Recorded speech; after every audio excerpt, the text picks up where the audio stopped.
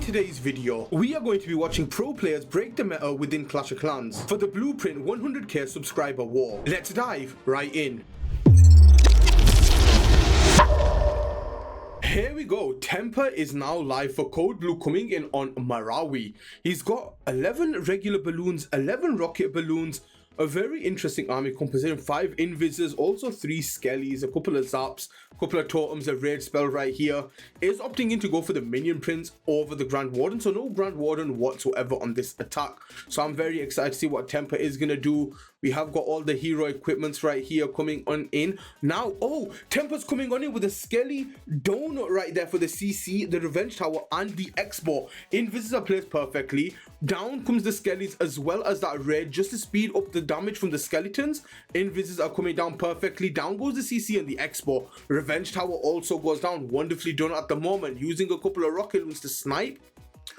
The mortar over at the 4 o'clock side of the base. Flame Flinger has been deployed very early on, just so there isn't going to be any more damage, except for that Expo over at the 3 o'clock side, but we can use a totem spell to potentially negate any damage. We have a Yeti on the opposite side at the 7 o'clock section right there, trying to take out that multi-mortar. Will he get it down?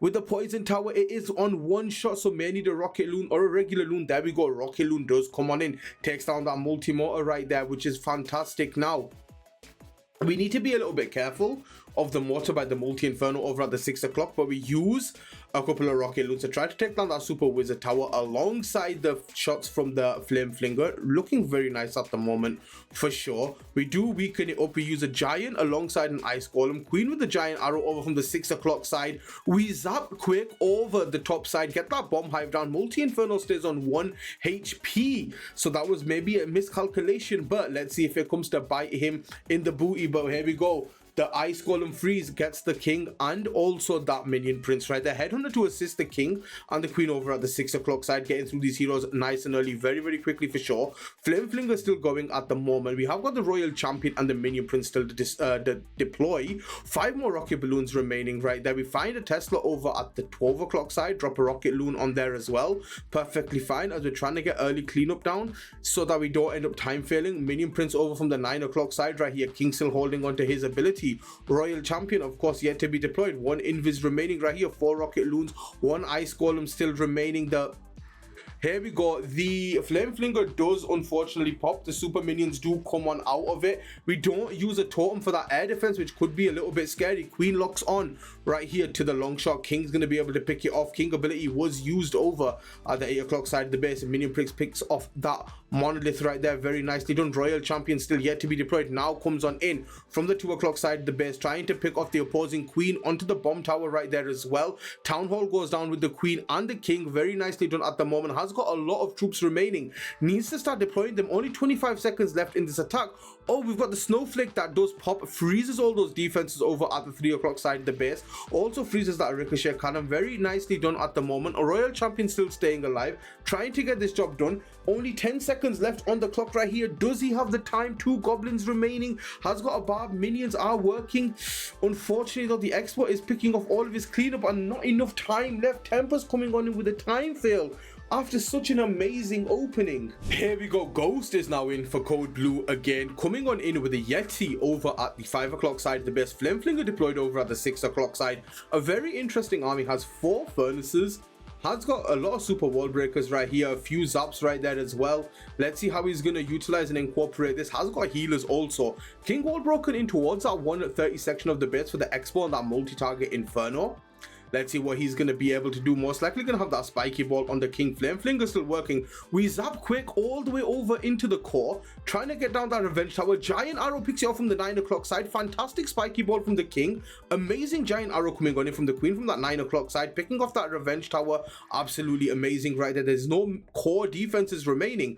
Now let's see if Ghost's going to be able to get it done. Queen handles very nice at that 9 o'clock side, manages to pick off that king and the opposing minion prince relatively easily. Flame Flinger still working, needs to be a little bit careful of this X-ball that is on air.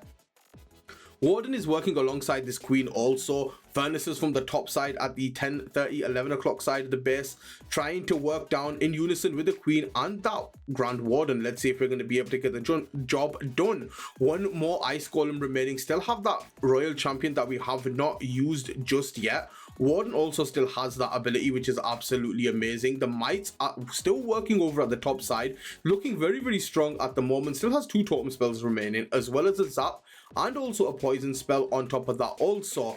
Let's see how he's going to use this ice golem to try and get the job done to power through the back end of the base, because at 3 o'clock is a little bit scary with the monolith for sure. And what's going to be in this flame flinger as well, that's what I'm very, very interested to see. Is there going to be more super minions, or are we going to see something a little bit more unique coming on out of this flame flinger over at the 6 o'clock side? Here we go, we load the CC, we have got a furnace inside of there, a couple of archers come out, finally the ice golems are loaded out. We use a totem to kind of tank that long shot, which is fantastic. It just reduces the damage of the queen, so the queen can deal with the CC and potentially deal with the long shot as well before both of these totems end up going on down, which will be absolutely amazing. Rico cannon right here doing damage to the queen, so we have to use that invis. We have furnaces coming out of that flame flinger as well. Royal champion also working the bottom side. Fox makes her go invisible. We managed to take out this Rico cannon fantastically well, very easily at the moment. Oh, the long shot locks onto the queen, so it's going to be all up to this warden to try to take down that long shot right there as well, which is looking a little bit scary. Royal champion pops off